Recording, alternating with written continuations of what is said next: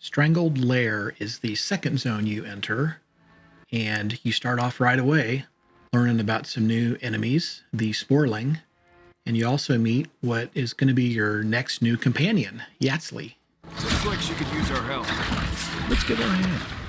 Here they come.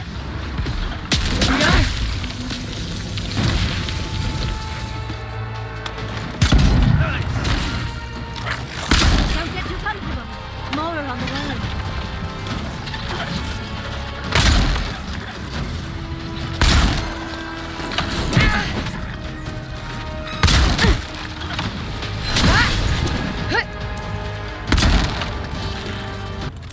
And so we start to learn a little more about Yatzli, who's going to be a companion we're going to use for a while. After some panoramic views, enjoying the new lands, it's time to get back into some combat. I'm trying to get used to using a rifle. They do a lot of damage. They've got some distance to them, but they've got very long reload. So I'm kind of playing around with if I want to do this long term or not. My experimenting with the rifle continues as we fight a boss, Beldereno. Pretty straightforward. If you are on target, hitting the weak point or a headshot with the rifle, it's a pretty darn good rifle, as long as it's leveled appropriately for what zone you're in. But if you're not powerful enough and you're not hitting your shots, you can really get yourself into some trouble, to be honest. Let's get the sky. But you don't need a rifle when it's time to jump into a lake and do a little swimming and find an artifact you need as part of the main quest line.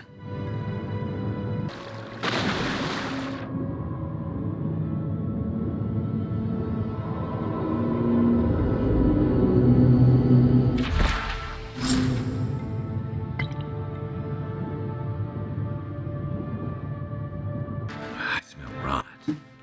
There's something unnatural here. This fight gave me all kinds of trouble. This boss, Ulrask, and the weapons I was trying to use at the time, which was a combination of the rifle that I was playing with, but I was also still testing a dagger approach. I've got a good, unique dagger, and so I was really testing that. Felt like I was doing okay. The boss, damage, or the boss health was going down. But then things got more interesting as he started to add a bunch of adds to the fight. This is a great example of how you can't just focus on the boss. You've really got to pay attention to the adds that are part of the fight, especially adds that are moving quickly, adds that are ranged, shooting you from afar. I did not do a good job here. And I died. I died not only one time, but as you can see here, I died again. And I wasn't moving very well. I tried to run away and I died again. And again.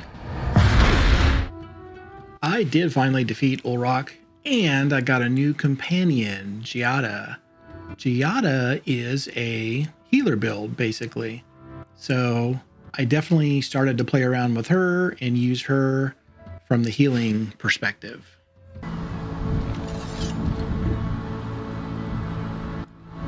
So after some more panoramic views,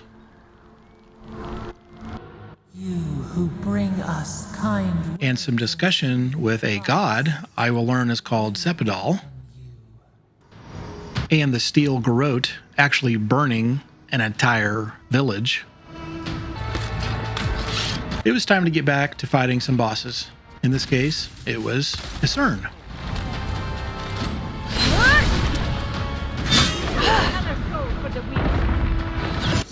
Fairly straightforward at this point. I'm using a combination of pistol and my godlike skills. And this time I'm playing with an exceptional spear. You can see me using it right there. I still wasn't convinced yet of a pistol rifle approach versus a one-hander approach. So here I'm again playing with the pistol and a spear. Just see how I feel about it. I really tried to take a look here. This fine wand I'm going to break down for material. The giant slumber, I'm using it. It's okay. I've got this dragon's gift unique one-handed melee that I was also playing with. I just hadn't really decided yet what approach I was going to take. So I stayed with a one hand and a pistol in the other, and I went in to take care of Old Nuna, the big bear.